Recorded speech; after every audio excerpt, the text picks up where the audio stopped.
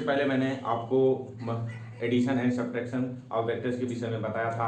आप एक विस्तृत जानकारी जान चुके होंगे। आइए आज हम लोग जो है मल्टीप्लिकेशंस ऑफ वेक्टर पढ़ते हैं। तो यहाँ मैं आपको फंडामेंटल चीज़ें बताऊंगा, फंडामेंटल मल्टीप्लिकेशन बताऊंगा। जो एक मल्टीप्लिकेशंस की शुरुआत होती है वेक्टर्स की, उसके विषय में मैं बताऊंगा। आइए हम मल्टीप्लिकेशन ऑफ वेक्टर को एनालाइज करके देखते हैं कि इसका मल्टीप्लिकेशन कैसे किया जाता है। तो यह इसका मल्टीप्लिकेशन फिलहाल में हम आपको दो वेक्टर लेकर के आपके सिलेबस में आपके स्तर पर दो ही वेक्टर को लेकर के मल्टीप्लिकेशन ऑफ वेक्टर किया जाता है। पहले क्या है आपका एक दो पार्ट्स में, इसको मैं पहले डिवाइड कर दे रहा हूँ। क्या होता है हमारा मल्टीप्लिकेशन जो होता है वन स्केलर, क्या हो वन स्केलर होगा उसमें, एंड वन क्या होगा वेक्टर होगा, ठीक ना। यह मल्टीप्लिकेशन होता है, इसमें एक स्केलर होगा और दूसरा क्या होगा वेक्टर होगा। और दूसरे केस में क्या होगा, बोथ जो है हमारे क्या होंगे वेक्टर क्वांटिटी होंगी, जिनका हम कैसे मल्टीप्लिकेशन करेंगे। यानी कि दोनों क्या होंगे, यहाँ दोनों सदिश होंगे और यहाँ क्या होगा एक अदिश होगा और एक क्या होगा सदिश होगा। इस तरह से आपके दो वेक्टरों का हम लोग मल्टीप्लिकेशन देखेंगे। तो यह शुरुआत आपकी जो है मल्टीप्लिकेशन ऑफ वेक्टर्स में दो तरह से किया जाता है, एक स्केलर और एक वेक्टर का, और दोनों वेक्टर्स होते हैं। दोनों वेक्टर्स वाले भी दो तरह के होते हैं। एक होता है उसको हम लोग स्केलर मल्टीप्लिकेशन कहते हैं। क्या कहते हैं, स्केलर मल्टीप्लिकेशन कहते हैं। और जो दूसरा होता है इसको हम लोग क्या कहते हैं, वेक्टर मल्टीप्लिकेशन कहते हैं। यानी कि यह अदिश गुणन होता है, इसको क्या कहा जाता है, अदिश गुणन कहा जाता है, और इसको क्या कहा जाता है, सदिश गुणन कहा जाता है। आइए थोड़ा सा इसके विषय में हम लोग स्टडी कर लेते हैं। अभी डिटेल में इसको बाद में हम लोग जानेंगे। स्केलर मल्टीप्लिकेशन में क्या किया जाता है, वेक्टर दोनों हमारे जिसका मल्टीप्लिकेशन किया जाएगा वो दोनों हमारे क्या होंगे वेक्टर क्वांटिटी होंगे, लेकिन उनका रिजल्टेंट जो मिलेगा वो रिजल्टेंट क्या होगा, एक स्केलर क्वांटिटी होगा। तो रिजल्टेंट के बेस पर ही इसको हम लोग अदिश गुणन अथवा स्केलर मल्टीप्लिकेशन करते हैं। इसमें क्या होता है, जो मल्टीप्लिकेशन होता है वह जो है वेक्टर क्वांटिटी का होता है, लेकिन जो रिजल्ट मिलता है वो भी वेक्टर क्वांटिटी मिलता है। इसलिए इसको हम लोग क्या करते हैं, थोड़ा सा ये उल्टा हो गया, सदिश मल्टीप्लिकेशन करते हैं, वेक्टर मल्टीप्लिकेशन करते हैं, ठीक ना। तो आज हम लोग जो है पहले वाले को ही स्टडी करेंगे, ये डिटेल में इसका स्टडी करेंगे। दूसरी वीडियो में मैं आपको इसके विषय में डिटेल में बताऊंगा। तो आइए हम क्या देखते हैं कि वन स्केलर हो और वन वेक्टर हो, यानी कि मल्टीप्लिकेशन ऑफ वन स्केलर और एक वेक्टर के बीच में कैसे हम मल्टीप्लिकेशन करते हैं उस पर हम विस्तृत अध्ययन करते हैं, ठीक ना। तो यहाँ मैं आपको दो चीज बताऊंगा। दोनों चीज करने का मेरा क्या है कि आप एक डिवीजन भी देखेंगे, मल्टीप्लिकेशन का डिवीजन भी कैसे किया जाता है। आइए उसको हम लोग देखते हैं। तो मल्टीप्लिकेशन एंड डिवीजन क्या देखना है आपको, multiplication and division of A vector with scalar, ठीक है ना। यानी कि भाग और गुणा, एक अदिश का एक सदिश से भाग और गुणा कैसे किया जाता है उसको हम लोग देखते हैं। सपोज कर लीजिए हम मल्टीप्लिकेशन के चक्कर में पहले पढ़ते हैं। सपोज करिए यह एक कोई वेक्टर है और यही है हमारा वेक्टर। अगर इसको हम एज ए डायरेक्शन दिखाएं तो यह हमारा वेक्टर ए हो गया, इसका मैग्नीट्यूड कितना है, यह ए है, ठीक ना। तो अब इसका स्केलर मल्टीप्लिकेशन क्या होता है, जिसको हम लोग क्या कहते हैं, स्केलर मल्टीप्लिकेशन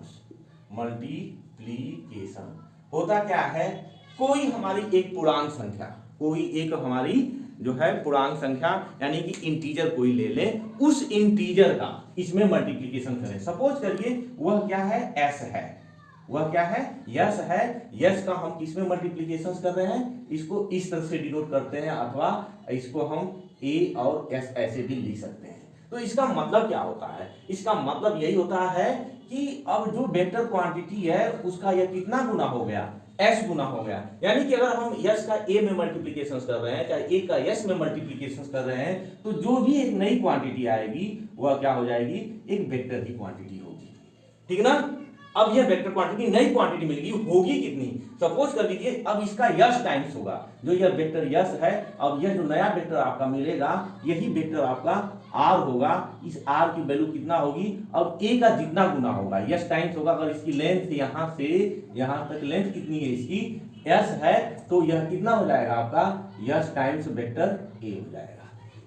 आपका एक नया वेक्टर मिला है, सारा चीज तो उसी वेक्टर से रिलेटेड है, लेकिन ये नया वेक्टर हो जाएगा और क्या हो जाएगा, इससे बड़ा भी हो सकता है अथवा इससे ये छोटा भी हो सकता है। छोटा का केस क्या, अगर मल्टीप्लिकेशन होगा तो यह बड़ा हो जाएगा, डिवीजन हो जाएगा तो यह क्या हो जाएगा, छोटा हो जाएगा। तो आइए हम पहले मल्टीप्लिकेशन पर ही देखते हैं। अब यह हो कितना जाएगा, इसका मैग्नीट्यूड कितना होगा, पहला क्या निकालना, हम इसका मैग्नीट्यूड का, हम मैग्नीट्यूड पर देखें, इसका मैग्नीट्यूड कितना होगा, यानी कि इसका मापांक कितना होगा, मापांक इसका कितना होगा, इस पर हम लोग चर्चा करते हैं।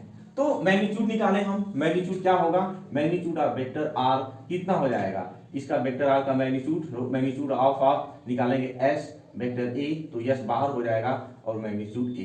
तो जो नया वेक्टर होगा वो नया वेक्टर की क्या प्रॉपर्टी होगी, यानी कि जो हम स्केलर क्वांटिटी लिए हैं, जो एक नंबर लिए हैं, जो हम एक इंटीजर लिए हैं, उस इंटीजर का, इसका एक इंटीजर का और किसका मॉडुलस ऑफ वेक्टर, इसका क्या होता है, सिंपल मल्टीप्लिकेशन होता है। जो हमारा नया वेक्टर आया है उसका मैग्नीट्यूड क्या होगा, जो हमारा गिवन वेक्टर है और जो इंटीजर है, जो संख्या है, उसका नंबर का हम इसमें मल्टीप्लिकेशन कर रहे हैं, वही उतना गुना उसका मैग्नीट्यूड हो जाता है। अब दूसरा चीज आता है इसकी क्या डायरेक्शन क्या होगी, इसकी डायरेक्शन के विषय में हम लोग चर्चा करें। तो अब देखते हैं डायरेक्शन की भी दो केसेज आती हैं। अब यस पर डिपेंड करता है, यस क्या है हमारा, अगर पॉजिटिव क्वांटिटी है, एस की वैल्यू पॉजिटिव क्वांटिटी है, तो हमारा जो नया वेक्टर मिला है आर क्या होगा, आर की जो डायरेक्शन होगी सेम टू सेम ए की डायरेक्शन होगी, जिस डायरेक्शन में यह जा रहा है उसी डायरेक्शन में ये भी जाएगा, इसमें कोई अंतर नहीं हो जाएगा। आर जो है ए का इतना गुना हो जाएगा, कितना गुना हो जाएगा, एस गुना हो जाएगा, ठीक है। अब हम आते हैं, अगर यस हमारा क्या हो जाए, निगेटिव हो जाए, एक्स की वैल्यू क्या हो, निगेटिव हो जाए, तब के कंडीशंस में अब हमारा आर क्या होगा, अपोजिट हो जाएगा, इसके अपोजिट हो जाएगा, अपोजिट टू वेक्टर ए, यानी कि वेक्टर ए के उल्टा डायरेक्शन में, यानी कि हम इसको कह सकते हैं, अब इसकी डायरेक्शन किधर हो जाएगी, जस्ट जो वेक्टर ए की डायरेक्शन होगी उसी डायरेक्शन का, यानी कि कितना माइनस आयस टाइम्स ए, यानी कि वह कितना हो जाएगा आपका आर डैश, एक नया वेक्टर आ जाएगा। मैग्नीट्यूड तो उसका वही होगा, लेकिन उसकी डायरेक्शन क्या हो जाएगी, अपोजिट हो जाएगी। किस केस में, अगर यस की वैल्यू क्या होगी, निगेटिव होगी, ठीक है ना। तो ये रहा आपका मल्टीप्लिकेशन। जब हम स्केलर मल्टीप्लिकेशन करते हैं तो क्या होता है, आइए डिवीजन देखते हैं। डिवीजन के केस में क्या होता है, स्केलर डिवीजन, स्केलर डिवीजन कुछ भी नहीं है, यही चीज है। इसको भाग कैसे करते हैं, तो जो यस होता है, यस का हम 1 बटा में यस कर करके, और जो वेक्टर ए दिया हुआ है उस वेक्टर में क्या करते हैं, हम जो है मल्टीप्लिकेशन कर देते हैं। 1 बटा में यस कर दीजिए, चाहे जो है वेक्टर ए ले दीजिए, इधर 1 बटा में यस कर दीजिए, यही डिवीजन होता है। यानी कि जो सिंपलेस्ट डिवीजन हम लोग पढ़े हैं, किसी भी सिस्टम में किसी भी नंबर का भाग देते हैं, उस तरह से इसका भाग दे देते हैं। तो उसमें होता क्या है, आइए थोड़ा सा उसको हम लोग स्टडी करें, उसके विषय में हम लोग सोचें डिवीजन के केस में। अब सपोज करिए यही वेक्टर आपका ए है, इसकी डायरेक्शन ए है और मैग्नीट्यूड भी कितना है, यह मैग्नीट्यूड इसका ए है, यह आपका दिया हुआ है। अब इसमें हम डिवीजन कर रहे हैं, 1 बटा में एस का डिवीजन कर रहे हैं, तो क्या हो जाएगा, अब जितना भी था उससे ये छोटा हो जाएगा। अब यही हो जाएगा आपका इतना 1 बाई एस और यह वेक्टर ए, और सपोज कर लीजिए ये वेक्टर क्या है, आर है। तो इस तरह से जो हमारा वेक्टर है पहले की तुलना में क्या हो जाएगा, छोटा हो जाएगा। और उसका भी मैग्नीट्यूड कैसे निकालेंगे, उसका मैग्नीट्यूड हो जाएगा, मैग्नीट्यूड ऑफ आर निकालिएगा तो 1 बटा में यस और मैग्नीट्यूड ऑफ ए हो जाएगा। अब डायरेक्शंस की बात आती है, तो अब यस पे डिपेंड करता है कि यस क्या है, यस अगर पॉजिटिव है तो डायरेक्शंस क्या होगी, सेम डायरेक्शंस में होगा। किसमें होगा, वह सेम डायरेक्शंस में होगा, ठीक है ना। अगर यस की वैल्यू क्या हो जाए, एस की वैल्यू निगेटिव हो जाए, दूसरा केस आता है यस अगर हमारा निगेटिव हो जाए तो क्या हो जाएगा, ऑपोजिट डायरेक्शंस में हो जाएगा, ठीक ना। तो इस तरह से इसका जो है डिवीजन किया जाता है, ठीक है। दो चीजें मैंने आपको बता दिया। अब आते हैं, अब इनकी यूनिट में क्या परिवर्तन होगा, इनकी यूनिट में कैसा बिहेव करेगा। अगर हम इसका जो है स्केलर और वेक्टर का मल्टीप्लिकेशन करते हैं तो यूनिट के केस में क्या होगा, उसका यूनिट क्या होगा, आइए उस पर स्टडी करते हैं। यूनिट के विषय में, यूनिट क्या होता है आप इसको अच्छी तरह से जानते हैं, ठीक है ना। तो सपोज करिए कि हमारा वेक्टर ए है, इसका कोई यूनिट दिया हुआ है, ठीक ना, कुछ यूनिट इसका है। तो अगर स्केलर का हम इसमें मल्टीप्लिकेशन कर देंगे, जो नया वेक्टर आ जाएगा, जो नया वेक्टर होगा, सपोज कर लीजिए यह वेक्टर क्या है, आर होगा, तो यूनिट क्या होगी उसकी, सेम यूनिट होगी, यूनिट में कोई परिवर्तन नहीं होगा, यूनिट में कोई परिवर्तन नहीं होगा, चाहे हमारा वह डिवीजन हो, चाहे वह हमारा मल्टीप्लिकेशन हो, उसके यूनिट में कोई परिवर्तन नहीं होता है, सेम यूनिट रहती है, उसमें कितना भी हम मल्टीप्लिकेशन कर देंगे, जो यूनिट ए की होगी वही यूनिट जो है हमारा नए वेक्टर आर की होगी। अब हम लोग थोड़ा सा डायमेंशन फार्मूला के विषय में भी सोचते हैं कि डायमेंशन फार्मूला के केस में क्या होगा, डायमेंशन फार्मूला बदलेगा कि नहीं बदलेगा। तो अगर बात आती है कि एस क्या हो, यस हमारा एक इंटीजर हो, यस क्या हो हमारा इंटीजर हो, तो डायमेंशन फार्मूला भी सेम होगा, डायमेंशन फार्मूला भी क्या होगा इसका सेम होगा, उसमें भी कोई परिवर्तन नहीं होगा, डायमेंशन फार्मूला भी सेम आएगा, उसमें कोई परिवर्तन नहीं, कब के केस में, यस इंटीजर होगा। तो अब दूसरा केस आता है यस इंटीजर ना होकर के यस क्या हो जाए, एक जो है स्केलर क्वांटिटी हो, स्केलर फिजिकल क्वांटिटी हो, यह इंटीजर ना होकर के स्केलर फिजिकल क्वांटिटी हो, फिजिकल क्वांटिटी हो। इसका क्या मतलब, इसका मतलब यही है कि जैसे मास हो गया, यह क्या हो गया, मास हो गया, एरिया हो गया, यह क्या है आपके, इसमें यूनिट है ना, इसमें तो मास में यूनिट होगी, मास में इस डायमेंशन फार्मूला होगा, एरिया में भी यूनिट होगी, डायमेंशन फार्मूला होगा, लेकिन इस इंटीजर में क्या होगा, ओनली रेशियो, जिसको हम लोग क्या कहते हैं, रेशियो होता है इंटीजर्स, ठीक ना। अगर जैसे हम यहाँ विकृति ले लें हम, ठीक ना, यहाँ हम जो है वो क्या कहते हैं हम रिफ्रैक्टिव इंडेक्स ले लें, तो इस तरह की कोई चीज रहेगी तो डायमेंशन फार्मूला में कोई चेंज नहीं होगा, लेकिन मास रहेगा और एरिया रहेगा तो उसमें चेंज होता है। आइए देखते हैं कैसे कैसे चेंज होता है, क्या क्या चीजें हो सकती है उसके जो है डायमेंशन फार्मूला में और उसके यूनिट में। यानी कि जब हमारा यस क्या हो, कोई एक फिजिकल क्वांटिटी हो जिसकी यूनिट हो, तब के केस में उसके डायमेंशन फार्मूला भी चेंज हो जाएंगे और उसकी यूनिट भी चेंज हो जाएगी। सपोज करते हैं एक एग्जांपल मैं लेता हूं, यहाँ मास है, यह क्या है आपका मास m है और वेलोसिटी, ठीक ना, यह वेलोसिटी, तो वेलोसिटी भी है, यह क्या है फिजिकल क्वांटिटी है, बट यह जो है स्केलर क्वांटिटी है, और यह क्या है वेक्टर क्वांटिटी है। अब हम मोमेंटम को देखते हैं, मोमेंटम आपका p क्या है, मोमेंटम भी एक वेक्टर क्वांटिटी है और m टाइम कितना होता है, v होता है, यही ध्यान दीजिए, यह m टाइम v है, यानी कि मास क्या हो गया, यहाँ पर मास स्केलर क्वांटिटी हो गया, वेक्टर v क्या हो गया, वेलोसिटी जो है वेक्टर क्वांटिटी हो गया, ये भी वेक्टर ही आ रहा है। बट अब देखते हैं इसकी यूनिट की बात मैं करता हूं, तो अब यूनिट इसकी कितना हो जाएगी, इसकी यूनिट है, मास का आपका केजी होता है, इसका मीटर और पर सेकेंड होता है। तो अब क्या देख रहे हैं कि अब इसका यूनिट चेंज हो गया, जो नई फिजिकल क्वांटिटी है जिसको हम आर लिख रहे थे, इसकी यूनिट क्या हो गई,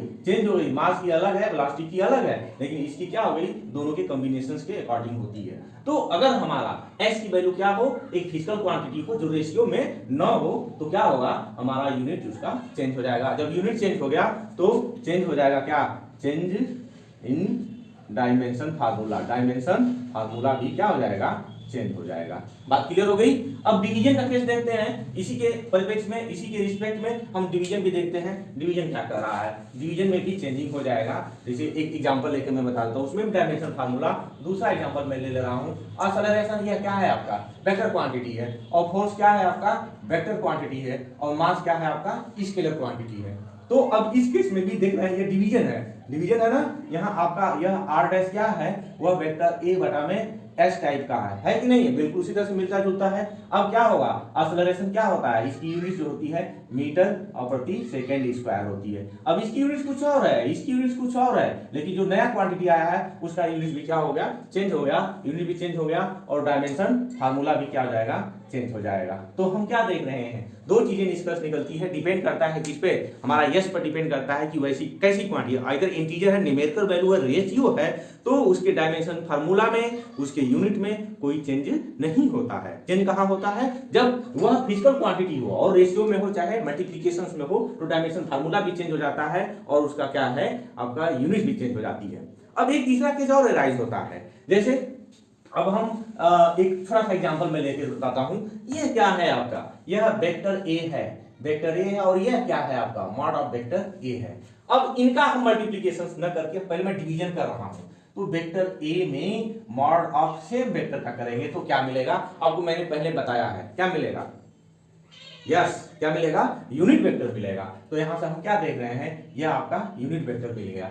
और इसी को उल्टा कह सकते हैं कि अगर यूनिट वेक्टर में, यानी कि यह आपका यूनिट वेक्टर है और इसके मॉड ए का मल्टीप्लिकेशन करेंगे तो क्या मिल जाएगा? वह सेम वेक्टर मिल जाएगा। तो इस तरह से जो है यह जो है आपके स्केलर और एक स्केलर तथा एक वेक्टर का स्केलर चाहे वेक्टर जो भी क्वांटिटी आपने देखा वह आपको क्या मिलता है? हमेशा ये वेक्टर क्वांटिटी ही मिलता है। आपने दोनों केसेस कोई भी केस लेकर देखा, यानी कि किसी भी वेक्टर में एक स्केलर का मल्टीप्लिकेशन करेंगे तो इधर एंड इधर क्या मिलेगा? वह आपको वेक्टर क्वांटिटी ही मिलेगी। अब उसका डायमेंशन फार्मूला चेंज होगा, उसकी यूनिट चेंज होगी, उसके विषय में मैंने आपको बताया है। तो आज बस इस वीडियो में आपको मैं इतना ही बताऊंगा। अगले वीडियो में मैं आपको स्केलर मल्टीप्लिकेशन आइदर जिसको हम लोग डॉट प्रोडक्ट कहते हैं और उसके आगे जो भी है वेक्टर प्रोडक्ट उसके विषय में डिटेल में बताऊंगा। और आपको ये अच्छा लगा हो, आपके ज्ञानवर्धन में सहायक हो हमारा लेक्चर, तो प्लीज आप मेरे चैनल को सब्सक्राइब करिए तथा बेल आइकन दबाइए। धन्यवाद।